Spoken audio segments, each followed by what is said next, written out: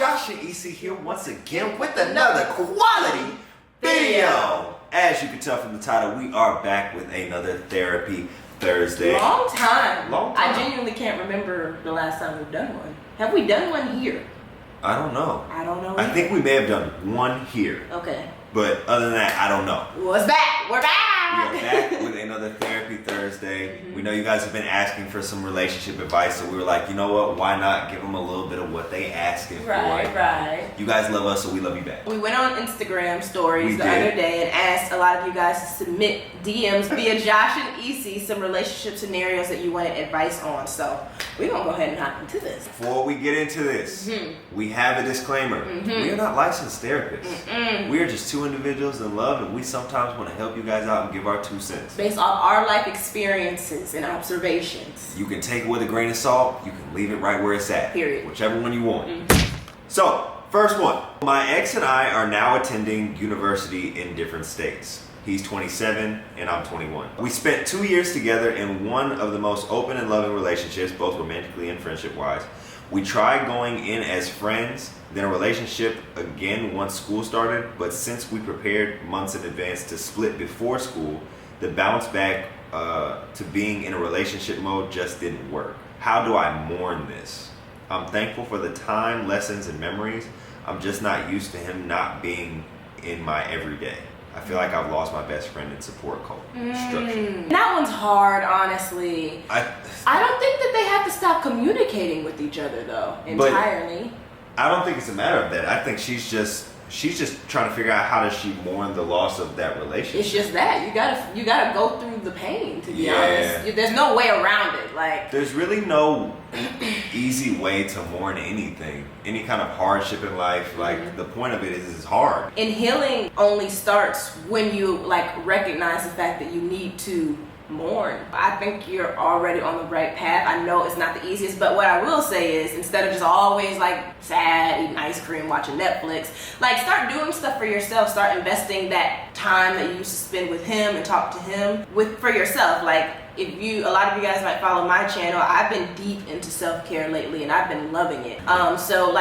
Run yourself a bath, start reading books, start investing in you. I don't have a better way to put that. I think I said in the last quality conversation, birth and death go hand in hand. Yeah, true. The death of the relationship is the birth of your self-love journey. Something new, yeah. You really got, at this point, you're used to being in a relationship. It feels comfortable, feels normal. And so not being in that is a whole new uncomfortable zone for you.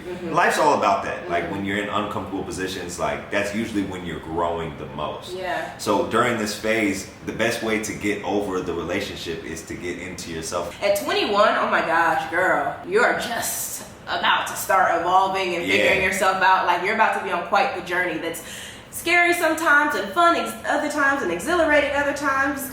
Just take the time to really focus on you, loving you. You can still be mourning, but still get out the house. It's basically what I'm saying. Don't stay busy. Don't be on. Yes. Perfect. Yeah. The second mourning starts crippling you. Yeah. Then it's okay. You gotta find a life goes on. Because life keeps moving. This world keeps rotating. Yeah. I know it sucks right now, but you will look back and be okay, I could have got over it. And it'll make you a stronger person. When you look back on this, dang, because oftentimes when you're in moments like that where you're how am I gonna get through this? When you do finally get through it, you realize how much stronger you thought you were than what you thought you were at that time. Yeah. And you never really know how life plays out. You might end up seeing him again when you guys are both out of university, whenever you link up and then rekindle the fire. Who knows?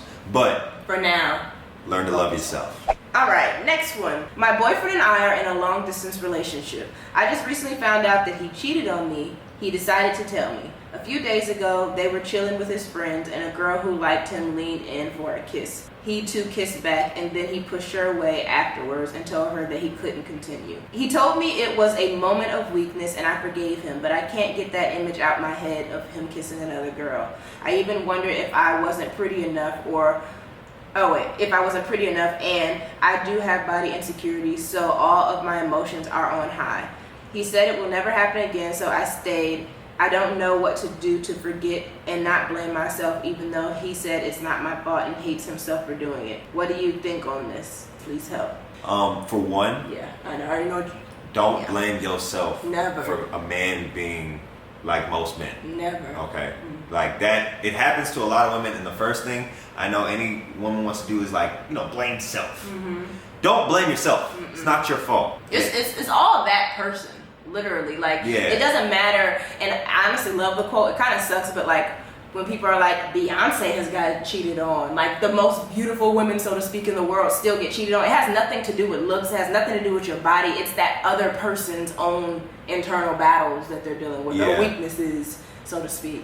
Yeah, and the fact that you guys are in a long distance relationship, that's tough. That's tough. Yeah. Especially like you guys, this distance is still there. Yeah. It's not like the distance went away and you guys are back together. It's like the distance is still there. Right. Yes, he was honest with you in that moment. I'll give him credit for that because a lot of guys. No, we suck. Right. It's just sad. They won't say nothing. They won't say anything. But oh man, that's tough. It is a tough situation to be in, and we're not in that relationship. It really just depends on how much trust you have in him and what his actions are from this point forward of making you feel more secure in this relationship. Yeah, because telling you is one thing, but changing his actions, maybe calling every night or like checking in if you haven't heard from him in a while, just things showing effort that he's actually trying to make you feel comfortable with this distance and know that you are not in this by yourself.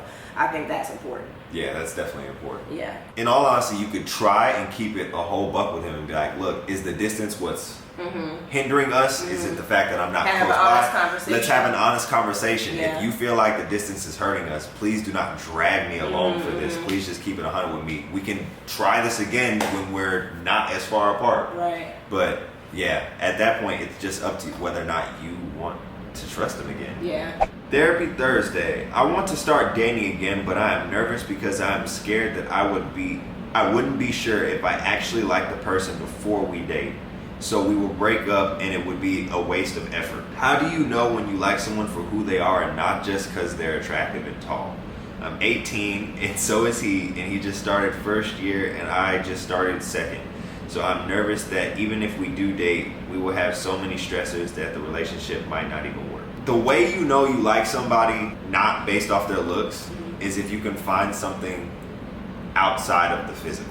That you like, that you appreciate. Like their conversation. It's a conversation nice. Yeah. Obviously, you want to be in a relationship with someone that you're attracted to. So I would never say just completely discount that. But what I will say is, to begin the relationship, take physical off the table. Right. If you take physical off the table and you're not thinking about sex, you're not thinking about like kissing on him, steamy makeout sessions, like you're not thinking about all that stuff, then okay, you probably genuinely enjoy that person's company. Yeah. Now you said you were in your second year and he's in his first year going into college. I'm guessing that's it has to be. Yeah, it's college. Yeah. I will. Yes. I'm not a man hater. I'm not. I swear. I'll be down for my dogs, my kings out here. But usually 9 times out of 10, freshman year is a very crazy year for guys, especially coming into college. Brand new set of options, brand like wide eyes, like God. Really? Yeah, I mean. Yeah, no, it really is. For girls, there's options too. Everybody has different options. You just go to college and it's like, wow, there's a bunch of new beautiful faces, a lot of things that can happen, a lot of crazy things. You're running into people from all different walks of life. I hate to be that guy, but I don't think freshman year is the time for a relationship in college. I just don't. I can't be a proponent of it. Like, even we did. We had like crazy freshman years, and then sophomore year we realized, okay, we had our fun. We can calm down. You said we. I was in a. Oh, you were in a relationship. And you was having fun. Oh, but you were in a relationship. How did it turn out? This ain't the guy. I'll tell you that. Okay. So I'm just saying, like, yeah, freshman year can be tricky. So just be careful on that. Tread lightly. Tread lightly. That's the best way to do it. Yeah. Next. Hey guys, love you guys so much. Love you too. The love that you two have is amazing and so inspirational. Oh, thank you. That. My boyfriend and I have been together for 5 years now.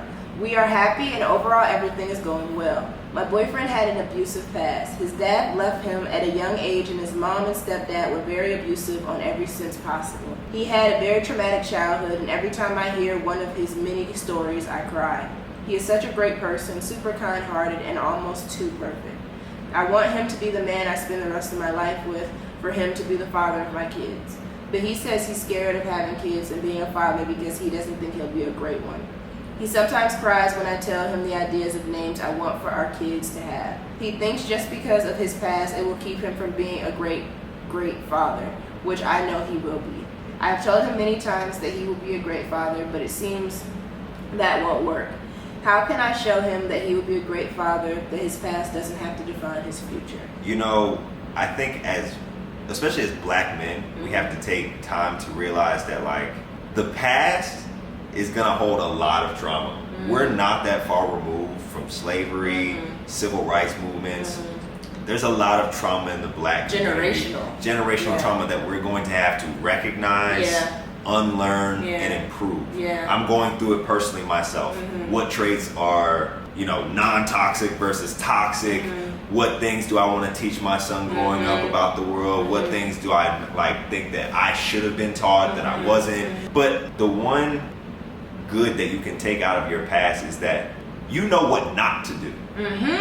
You know exactly what not to do for your son because you felt it 100% for yourself. 100%. And like you can use all that pain and turn it into something positive because it'll motivate you to be a better father for your kid. I have some friends that didn't have a dad. Right. And they are the best dads I've ever seen. They were determined to be opposite. Determined to be the opposite. And just based off the fact that he's emotionally, it's making him emotional thinking about like, am I going to be a great father? Like just the even fact that he's conscious of, that in itself says a lot. And that in itself just proves to me that you're going to be a great father because you're just going to be so conscious of being a good father. And trust me, love will lead the way. And being a great parent, I will say, sorry to cut you off. You're good. Being a great parent doesn't mean being a perfect parent. There's no such thing. So I feel like it's important to reiterate that to him. You're not going to be perfect, but being just a good quality parent is very doable. It's essentially like, and from what she said in there, he's already a kind-hearted, loving person to her. Take that same love, and I guarantee it's gonna be half the second you see a kid, that same love that you have for her, it might even magnify when you hold a child in your hand. Just the innocence in itself. Like, please don't hold yourself back from that gift of bringing life into the world because you think you're not capable or you're not fit to be a father. Because your parents were not. You're gonna be a great dad. Show him this. Please. Show him this. Please. Do not be afraid to be a father. That is the number one gift as a man, to be able to raise a child, take care of a child, teach a child, and watch them grow.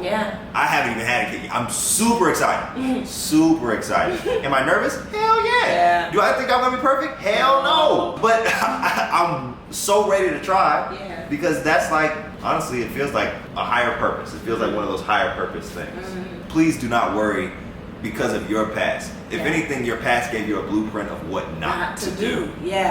All right. My boyfriend says he loves me but doesn't put in much effort to match it. I've told him many times what I needed and there has been an excuse for why he didn't do it multiple times. We have had good times and there have been times where he did do what I needed, but usually it's when I'm about fed up with him. We're on a break right now because I am always angry and I'm emotionally drained at this point. I still love him, but I think it's time to go. How do I break up with someone I still love who still loves me?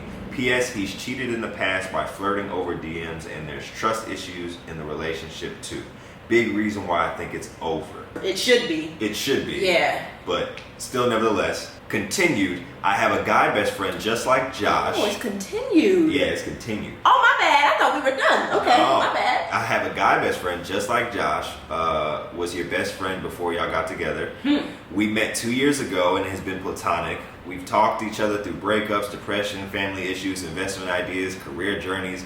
I've been his wingman and he's helped me so much emotionally. My parents really like him and says that he is in love with me because of the way he acts with me. He's always there for me and down for whatever I need. I know he finds me attractive because the first night we met at a party he was flirting with me, but I was just getting over someone, so that got shut down. I honestly don't know if he does. Maybe he's just good at hiding it. And I don't know if I do either. Obviously, I'm still in a relationship that's about to end. previously Therapy Thursday entry. I just don't trust my emotions right now. And I'm also in no shape whatsoever to get into another relationship right now. But I don't want him to end up with someone else. What do I do? Please read this. By the way, I've been an OG follower literally since Josh's first appearance on African Beauty's channel. Dang, that was boyfriend tag. Yeah, that was boyfriend tag. That was like first real video. Yeah, she said it's so crazy how far you guys have come. You guys have truly helped me through a lot. Thanks so much. Sincerely. Aw, thank you. I can give you some quick 2-punch combo advice. Leave the first two, bow. Try it with the second two, bow. But she is Take your right time. about exactly not hopping right into beat, especially because it's a friendship. Yeah. Because that was something I was hesitant about with you. I had to push it, and man, I really had to push the envelope on that one. Yeah, because like when you have a platonic friendship with an opposite sex partner, it does get dangerous when you think about dating because it's like, dang, if this doesn't work out, I'm gonna lose this person's friendship. Ultimately, I mean, some people work it, but realistically, like when you go that past that line, it's very hard to track back and be like, you know? Yeah. So, this is hard. I think first things first, you need to leave dude. Oh yes, in that First things first, you need to leave That's dude a wrap. in the first part. That's a wrap. That's just. And I know that you said that he loves you and you love him and he still loves you and stuff like that, but understand that his version of love is not what love is supposed to be like, look like, feel like. So that's something he needs to, I guess, work on alone by himself outside of a relationship with you. Question I always like to pose when people are like struggling to leave relationships and stuff like that is like, is that as good as you think love can get for you? If you think that, and this is why I'm comfortable and confident in marrying him and knowing I'll be okay for the rest of my life, I do think this is as good as love will get for me. If you can't say that confidently, then, you know? Then ask for the best friend, though. Part of me wants to tell her, like, tell him that she kind of has feelings, but she's not ready. Like, just be honest with him, because this is your best friend. You should be able to be, but then it's like, realistically, when that conversation is had, things do then shift a little bit. Yeah, especially if flirting starts happening. Especially if he feels the same way. Yeah. Because then it's like, okay, I have a shot, and like the second I knew that I had even an inkling of a chance with her, I pushed the envelope. I continually pushed the envelope. You always push the envelope. Oh my god. I did. Once I knew, like, we went to one party and you flirted back with me, and I knew at that point I was like, oh, about that CEO. Yep. I said I have a window. I got a nice little window of opportunity, and I really didn't let up on it. The second I found out I had an opportunity, I was like, all right, cool, I'm gonna just keep pushing the envelope until she said yes. She said no a couple times. You have the right to say no to any kind of physical advances that he might bring up to your attention. Yeah. You have the right to protect your heart and be like, look, I'm just taking my time into it. And obviously that is true. We were still best friends even though I knew that you wanted me. But we never got physical for a while. Yeah, like That's true. I actually physically tried you. You denied me, and then we went back into being friends because I was like, well, I still like you. It's not like I stopped liking you because you told me no. I still liked you, and we were still friends. So I was like, all right, well, I'm just gonna keep working this angle until He was just persistent. you change your mind. Yeah, so I think that it's cool to still just keep getting to know this best friend, so to speak. Like, y'all can still be conversing stuff. I think if you don't want to mess up, because this is what you did, with like not letting me know that you feel in a way, and you were like, dang, he got to her before I could type energy. That's what she said she was concerned about, like that somebody else might get him. That's what I'm saying. Maybe she should say something to him. But say you're not ready to get into a relationship and you don't want to do that. Like, you want to start a relationship as healthy as possible with him, and because of that, it wouldn't be fair to him for you to just hop right into something when you're leaving something else. Yeah. And him being your best friend and stuff, and somebody that seems to clearly care about you, I'm assuming he'll be very understanding of that. I have no and doubt. appreciate that. Yeah. That he wouldn't be like a rebound. It's somebody you really want to invest yourself in the right way. I think you have a strong chance of finding love in that second. The love that you, talking about investment ideas, family issues. You guys are already on the right track. You got a real strong chance on that second one. Yeah. All right, y'all. Last one. First of all, I would like to say I'm so blessed to be a part of Quality Crew.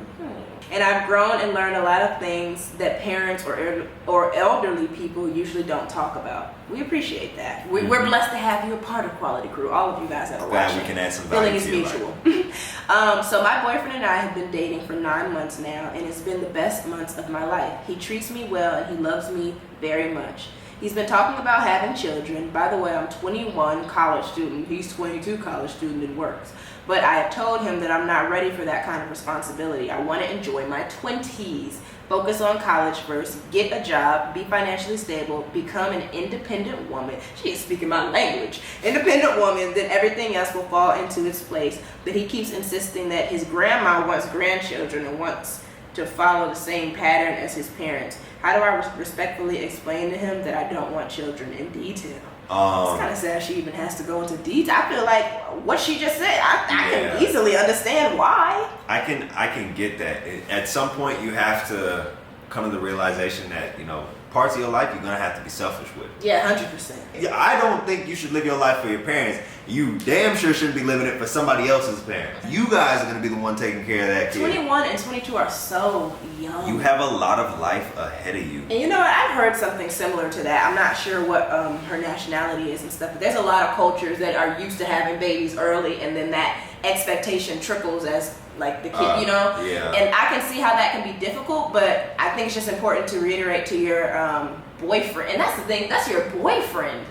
Yeah. Can we just... And it's only been 9 months. 9 months and boyfriend. Yeah, this is actually... Y'all have been dating less than the term of a pregnancy. Yeah. What's this grandma on? I don't know, man. Well, I mean, the grandma is probably tough talking to him. Yeah, but he's bringing it back. But he's like, okay, well, I have this girl. I really love her. She could be the mother of my children. Let me see if I can get some children out. It could be a cultural thing, and we don't understand that. Yeah. Which I totally get. But I'm sure it's a cultural thing. If you're asking Josh and Isi, from our perspective of our view of life, you're 21 and 22 is... That's a no. It's pretty young. 21, 22 is a no. And ideally, so I don't want this to come off bogus or anything. I'm not trying to shade anyone, but having a kid with someone who's not your husband, I don't think should be an ideal situation for you. Yeah, no. You know what I mean? Like, and most of the people that do have kids with a partner and they're not married are always saying how they regretted it. Like, they wish that they would have waited or whatever. So there's like everything that you listed, I feel like is detail enough for him to understand that. And although you're saying like it's been a great relationship, he treats you well and stuff like that, as you get older, you start to realize with romantic relationships as well as friendships, like you guys can align on a lot of things, but when it comes to like those, like, what do we call them? We call them like hot topics or like moral decisions and stuff like that. If you're not aligned with your partner on that, it can get really confusing and difficult. Yes. Because these are like unwavering stances on topics where it's like, okay, if you don't want kids and I want kids, now we're at odds. Yeah. Because someone's gonna be a loser in that one. It's not like an either or, we can find some in between kind of thing. That's a heavy topic. And I'm team you standing your ground. I'm team you standing your ground. Regardless of what that outcome might be for you. But you gotta be especially with that. The way that you just phrased it, you want to be independent. Nowhere in there did I see that you wanted to be a 21-year-old baby mama. Sadly enough, but honest. That's the answer. It's a sad but honest truth. Yeah. You don't want to be a baby mama. Yeah. And you want to live your best life in your 20s. In your 20s. You have that right. You have that right and you deserve that. Yeah. You know what I mean? So all we can really say to you, other than if you want to be in detail and reiterate what you said to us, to him, cool. But just stay true to you. And what you want your life to be like and your path to look like. Stand your ground. And if he can't respect that, is that as good as love can get for you? I dare say, I don't know if that's as love as good can get if he can't understand that right now. Because exactly. To me, as good as love can get is having a partner being understanding of that. Like, all right, I respect that. If he can't say that to you, I dare say he's trying to control it.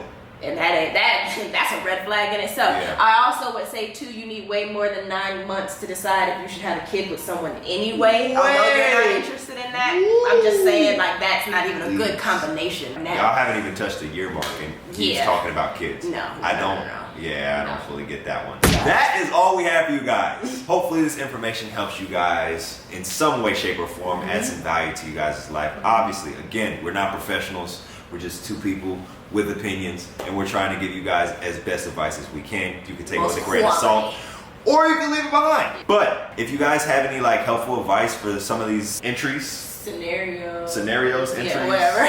If you guys have any advice for those people, go ahead and leave that down in the comment section too. This is an open discussion forum where we try and help each other grow. As always, keep those post notifications turned all the way up because we got more content coming you guys' way. Yeah, we do. If you do not know, I am Hydrated Hero. She is Isimeme Edeko, and together we are Josh and Isi. Now you can follow one of us. You can follow two of us. You can follow all three of us. You might as well follow all three of us because we are happy, healthy, and hydrated on all three. But other than that, y'all, until we meet again, peace, love, head grease, and we out. Hey, hey, hey, subscribe. Hey, hey, hey, new video, hey.